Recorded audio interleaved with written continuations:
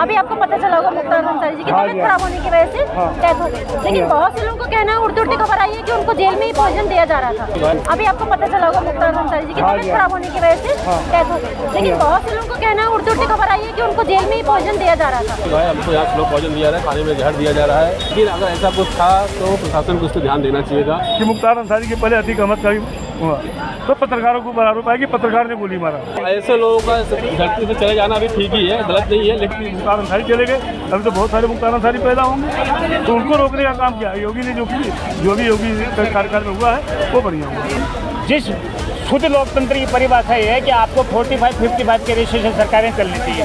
अब यहाँ विपक्ष है ही नहीं, तो आप बताओ पब्लिक के मुद्दे उठाएगा कौन? ये कोई मुद्दा है?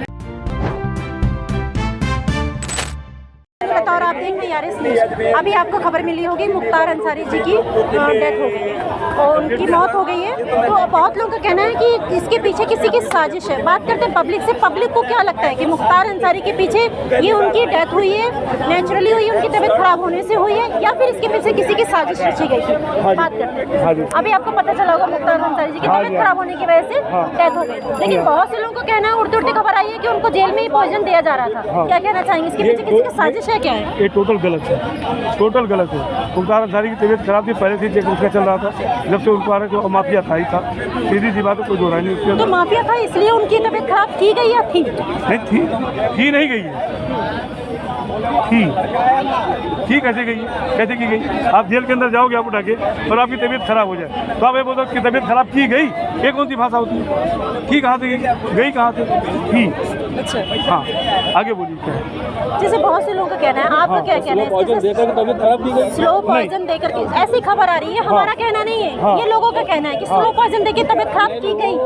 क्या कहना चाहिए? जिन लोगों ने मुख्तार अंसारी ने जेल प्रशासन जिला जज को उन्होंने बताया था कि भाई, उनके वकील ने बताया हुआ था कि भाई हमको यहाँ स्लो पॉइजन दिया जा रहा है, खाने में जहर दिया जा रहा है, लेकिन प्रशासन ने अब जांच के आदेश दिए नहीं दिए तो ये अभी गुप्त है, अभी इसकी कोई जानकारी सामने प्रशासन ने नहीं दिया है। लेकिन अगर ऐसा कुछ था तो प्रशासन को उस पर ध्यान देना चाहिए था।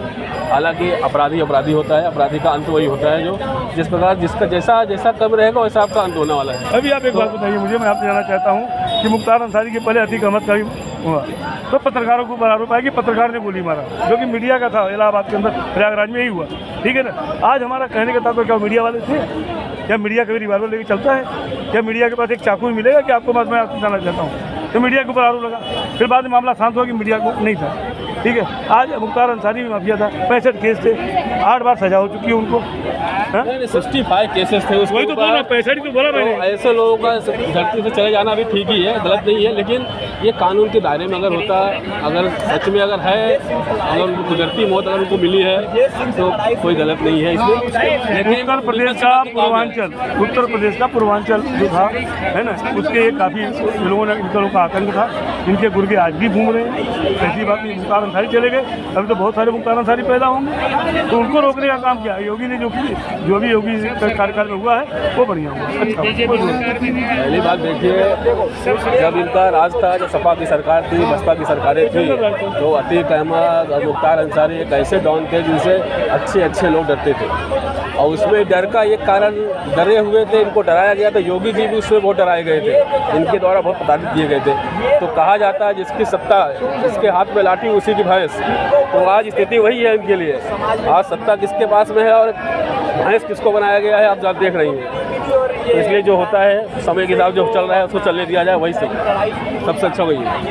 देखिए ऐसा है कि जो कुछ हुआ है गलत नहीं हुआ, उसका अच्छा हुआ है, जो कुछ हुआ है बढ़िया हुआ है। फिर कौन सा किसको रोकने की बात करिएगा, किसको रोकने की बात? आज कोई भी अपराधी हो, अपराधियों को रोकने का काम किसका है? सरकार का है। जो भी चुनी हुई सरकारें उनको काम करना उनका अधिकार है। तो चुनी हुई सरकारों को काम अगर वो कर रहे हैं तो कोई बुरा नहीं कर रहा है। और अपराध तंत्र आज जिस तरीके से उत्तर प्रदेश में कम हुआ है, इसके लिए योगी जी को धन्यवाद जाता है, कोई इसमें कोई बुरा नहीं। योगी जी को धन्यवाद के पात्र हैं, इसमें कोई दो राय नहीं है। क्या लगता है आपको मुख्तार अंसारी जी की जो मौत हुई है, हाँ। उनको जो खत्म किया गया है, अटैक आया भाई, उनको अटैक आया है। पोस्टमार्टम रिपोर्ट के बाद क्लियर हो जाएगा। अरे भाई पोस्टमार्टम हो चुका है, आपको लगता है पोस्टमार्टम करना चाहिए? हो गया रिपोर्ट आने के बाद रिपोर्ट आने के बाद पुनिया जी इधर आइए। अटैक आया उनको अटैक आया है, ठीक है ना, उनको अटैक आया है, समझे आपने, तो उनको अटैक की वजह से उनका मौत हुई। तो बहुत से लोगों का कहना है उनको अटैक आया है, उनकी जो डेथ हुई है नेचुरल हुई है। बहुत से लोग उनका ये कहना है अपने वकीलों द्वारा कि हमें स्लो पॉइजन दिया जा रहा था। बात करते हैं आपसे, आपको क्या लगता है स्लो पॉइजन दिया जा रहा था या उनकी मौत की गई है?